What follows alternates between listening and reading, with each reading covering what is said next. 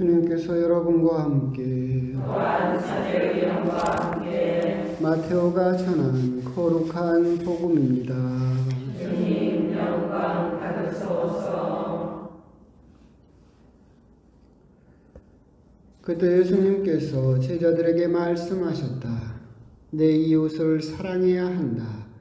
그리고 내 원수는 미워해야 한다고 이르신 말씀을 너희는 들었다.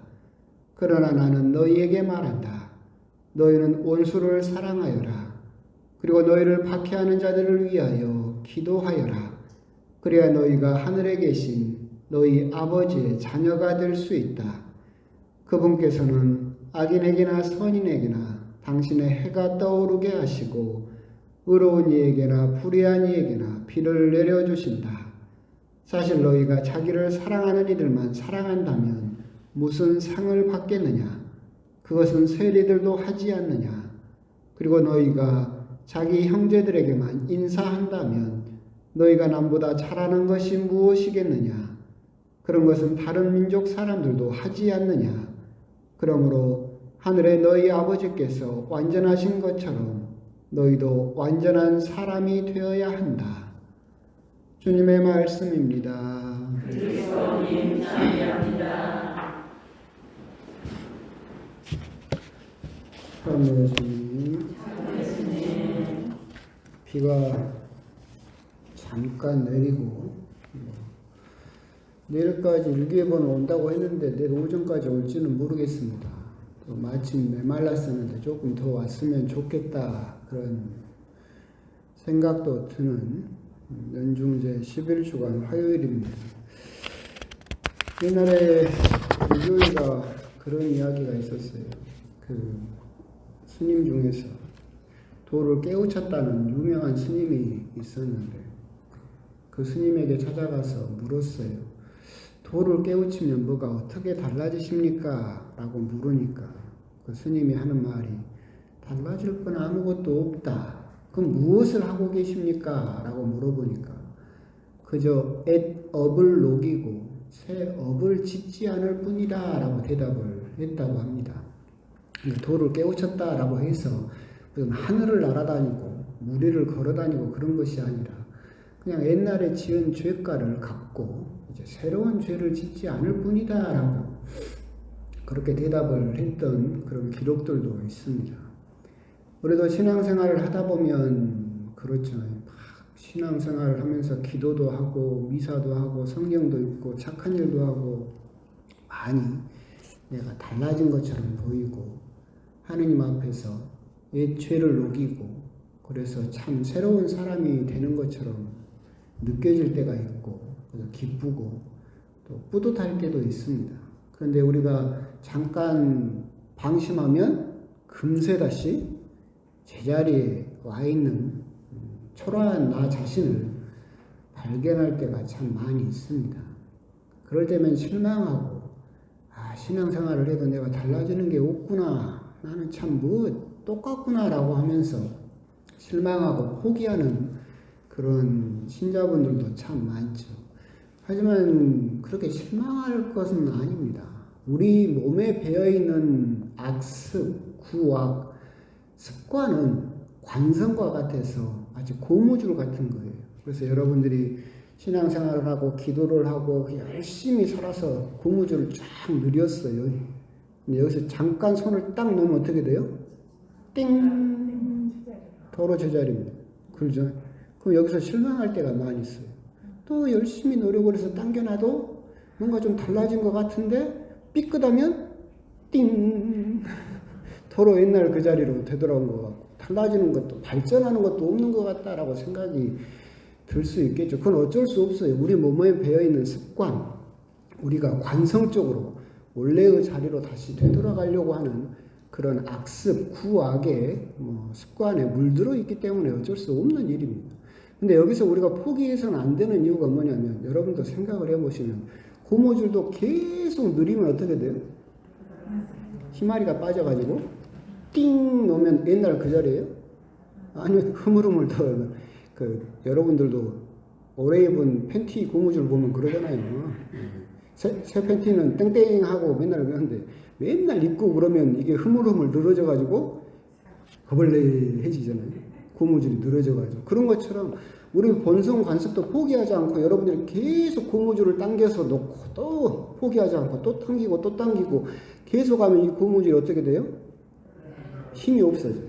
나의 악습, 나의 구악, 내 몸에 배어있는 습관이 여기에 약해져요. 그래서 다시 내가 실수를 한다 하더라도 옛날 그 자리예요? 조금 더 발전된 자리예요? 조금 더 발전된 자리. 이게 신앙생활이에요. 도를 깨우쳤다는 사람도 하늘을 날고 무리를 걸을 수 있는 게 아니에요. 그저 하는 게 뭐예요? 고무줄을 계속 눌렸던 것을 포기하지 않고 새 업을 짓지 않는다라고 했던 것처럼 우리 역시도 신앙생활을 하면서 삐끗하면 맨날 그 자리인 것 같고 발전도 없는 것 같지만 그걸 포기하지 않고 계속 하다 보면 1년 뒤에, 2년 뒤에, 10년 뒤에는 옛날과는 달라진 내 모습을 발견할 수 있게 되죠. 그렇기 때문에 신앙생활을 하면서 자칫 삐끗해서 올레다리로 가고 도로 같은 실수를 반복하는 것 같고 라고 해서 실망하거나 포기할 필요는 없어요. 그러면서도 우리들은 조금씩 잘하고 있고 하느님을 닮아가고 있다라고 하는 점, 그런 점에 대해서는 우리들이 조금 더 생각을 해보실 필요가 있을 겁니다. 오늘 복음은 원수를 사랑하라 라고 하시는 예수님의 6개의 대당 명제라고 불리는 것 중에 하나입니다. 근데 사실은 많이 했어요. 재료가 똑같아요. 강론을 하다 보면 자꾸 나오는 재료들이 있어요. 12사도 이야기 자꾸 나오고 원수를 사랑하라 이 이야기도 자꾸 나오고, 그래서 오늘도 고민이 옛날에 했던 강론을 또 똑같이 하기는 참 그렇다. 뭔 새로운 어머니들이 맨날 그 끼니 때마다 걱정하는 거 그런 거죠. 뭔 새로운 이야기를 해볼까 하는데 모르겠어요. 그래서 했는데 영 재미는 없더라고. 비도 오고 하니까 주무십시오. 혼자 떠들라니까. 지금 이제 신학이라든가 철학을 봤을 때 막 여러 사람이 나오고 어려운 외국 이름이 나오고 하는데 크게는 두 부류입니다. 간단하게 이야기하면 그리스에 나 있었던 플라톤이라는 철학자와 그 제자라는 아리스토텔레스 철학자 두 명만 알아도 서양 철학사는 다 아는 것과 마찬가지예요. 근데 이제 플라톤은 어떻게 보면 조금 감성적이죠. 그래서 신플라톤주의가 나오고 이 영향을 아우구스티노 성인이 받아요. 그래서 이것을 나중에 개신교로 흘러가요. 그래서 개신교의 신학은 아우구스티노 성인 영향을 지대하게 받았어요. 그래서 개신교 신학의 모든 것들은 대부분 감성적이죠. 굉장히 감정적이에요. 루터가 그랬었고. 그런데 우리 가톨릭은 물론 플라톤의 영향도 받았지만 그 제자인 아리스토텔레스 영향을 더 많이 받았어요. 아리스토텔레스는 경험론이에요. 해봤어? 이거예요. 그래서 이 영향을 이 영향을 누가 받느냐면 토마스 아퀴나스 성인이 받아요. 그래서 신학 대전을 완성하고 우리 가톨릭 신학은 이렇게 아리스토텔레스와 토마스 아퀴나스로 이어지는 이 신학 전통을 가지고 있죠. 특징이 뭐냐면 굉장히 이성적이에요. 여러분들 토마스 아퀴나스 성인이 썼다는 그 전설적인 명작 신학 대전 읽어보신 적 있어요? 없을 거예요. 우리나라 번역도 안 돼 있어요. 유학 갔다 온 신부들 반성을 해야 돼. 그런 거 번역도 안 하고 있는데.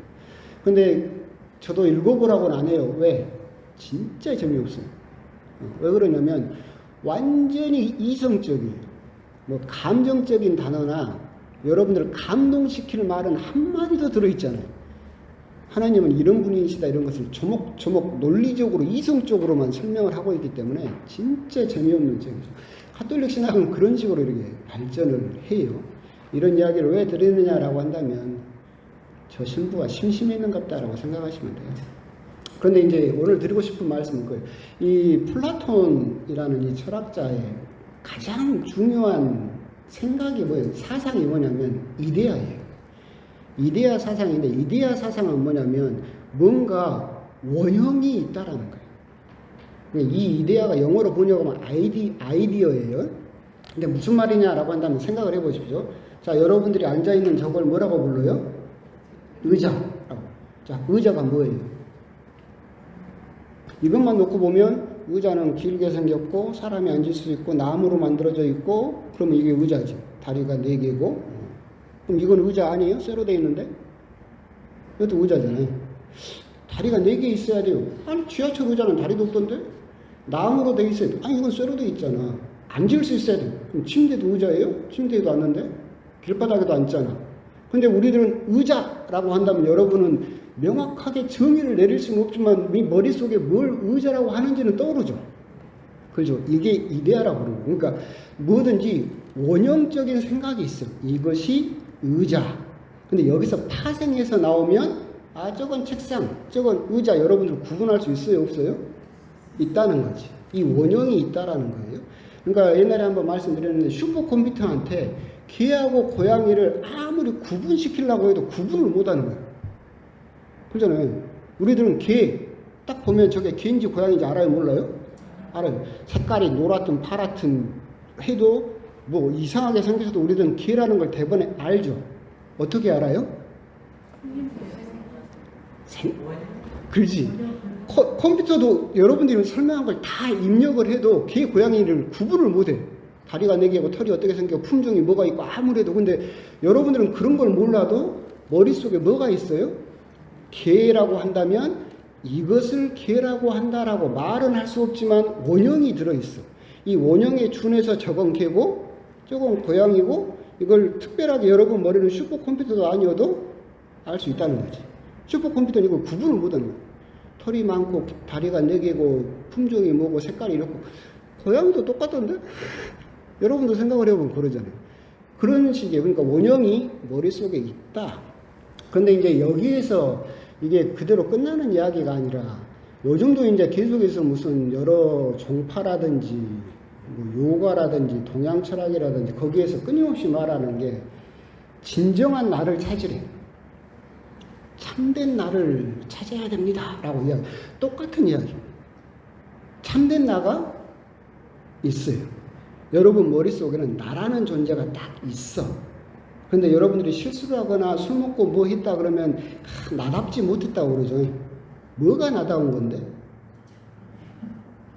여러분 머릿속에는 나라고 하는 말은 할 수 없지만 원형이 있어. 이게 나. 거기서 파생된 이런 것들이 다 이제 근데 뭐 실수를 하거나 뭐 나쁜 짓을 하면 나답지 못했대. 그럼 나는 따로 있다는 소리잖아요. 그래서 여기에서 따서 그 이데아하고 똑같아요. 참된 나를 발견하래. 그래서 마치 살고 있는 지금에 살고 있는 나와는 다른 원형에 때묻지 않은 순수한 나가 있다라고 우리들은 상정을 하는 경우가 참 많아요. 있을 것 같아요? 없어요. 여러분들이 착각하는 거예요. 있을 거라고 착각하는 거예요. 그것이 동굴의 우상인데 착각하는 거예요. 술 먹고 실수한 것도 누구예요? 나예요. 그 모든 모습이 합해져서 다 뭐예요? 지금의 나를 이루고 있는 거예요.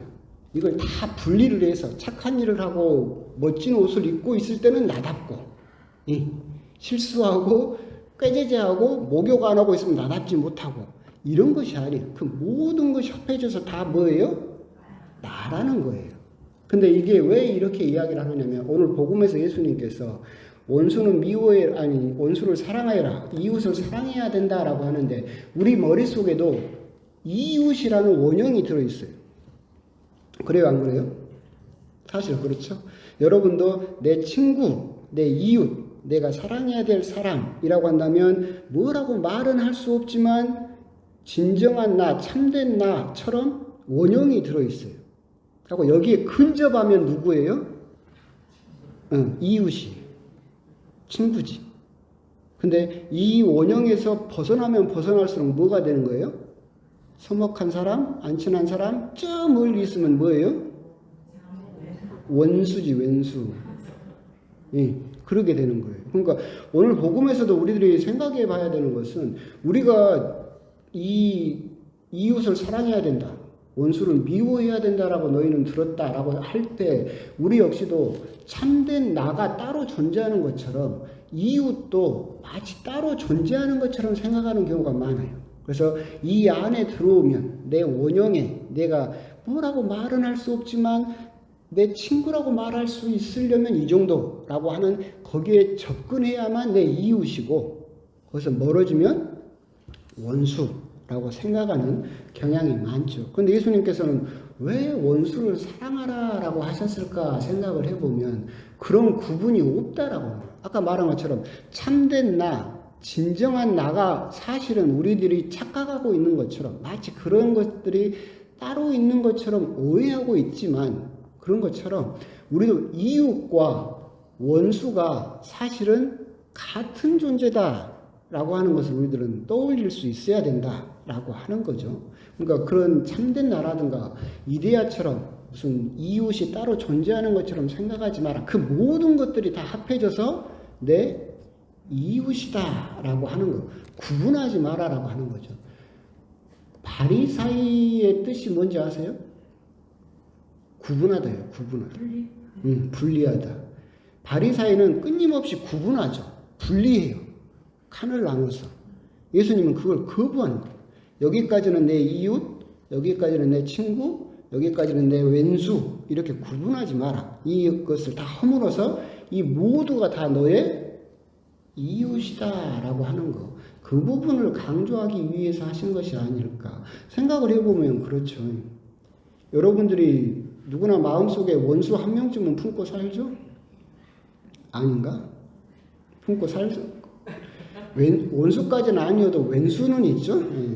원수는 아니어도 왼수는 있고. 이게 여기 우리는 원수라고 번역을 했는데 복음으로 원어로 보면 미워하는 사람이라는 뜻이거든요. 원수까지는 아니에요. 원어 자체도. 그러니까 내가 미워하는 사람, 나를 적대시하는 사람은 누구나 한 명쯤은 품고 살죠. 있을 거예요. 근데 곰곰이 생각을 해보면 원래 그 사람은 태어날 때부터 내 적이었어요? 친했던 사람이었죠. 옛날에 말했잖아요. 여러분들이 TV 나오는 장동건을 미워할 일이 있어요? 없어요. 본 적 있어야 미워하지.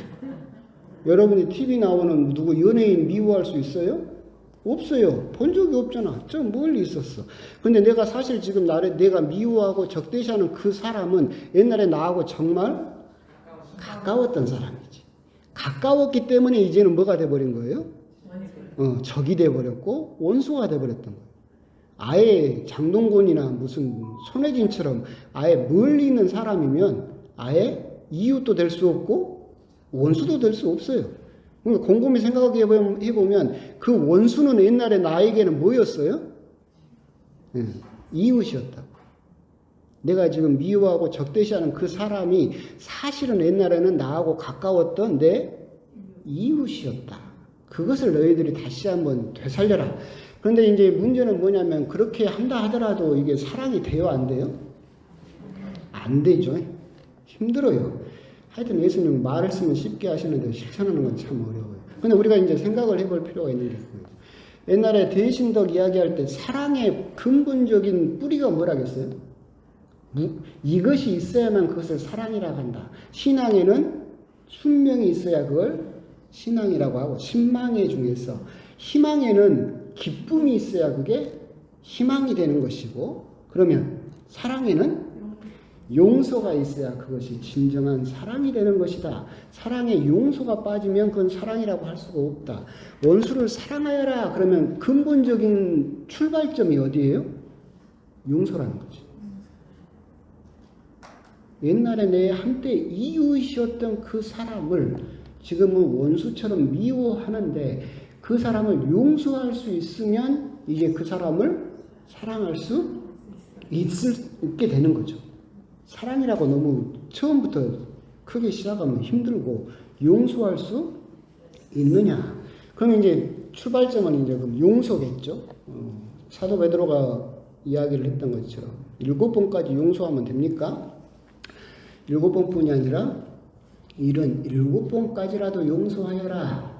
그 말은 사랑하여라 라는 말씀하고도 같겠죠. 생각을 해보면 여러분들이 미워하는 그 원수가 여러분한테 77번 잘못했어요? 한 방에 갔지? 뭐 나한테 뭐 77번 잘못한 케이는 한 방에 끝났지. 돈 빌려갔다가 안 갖거나 뭐 해가지고 한 방에 끝난 거잖아. 77번까지 나한테 잘못하는 사람은 없어요. 근데 왜 예수님은 77번이라고 이야기를 하셨을까? 곰곰이 생각을 해보면 무슨 말이에요?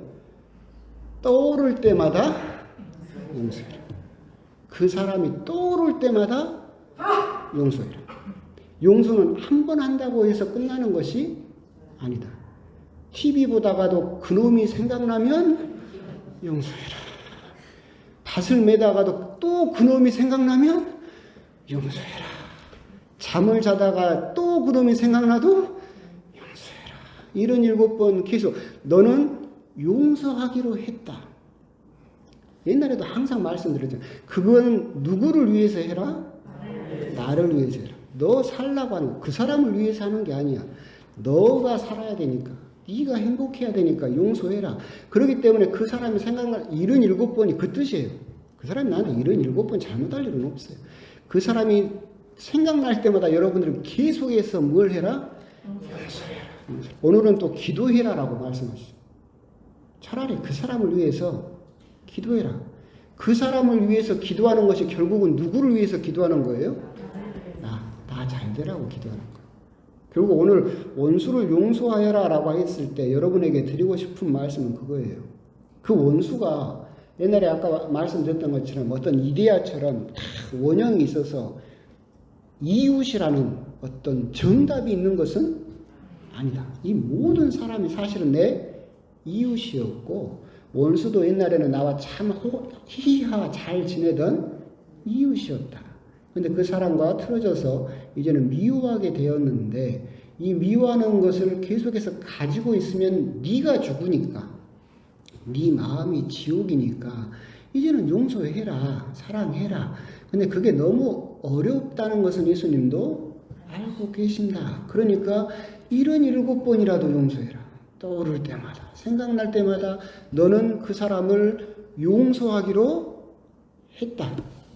그래서 계속해서 용서하면 나중에는 진짜로 용서가 돼요. 왜 그러느냐라고 한다면 제가 옛날에 피정을 할 때 어떤 감정에 사로잡혔어요. 그래가지고 피정이 집중이 안 되고 그 감정에서 벗어나지를 못하는 거예요.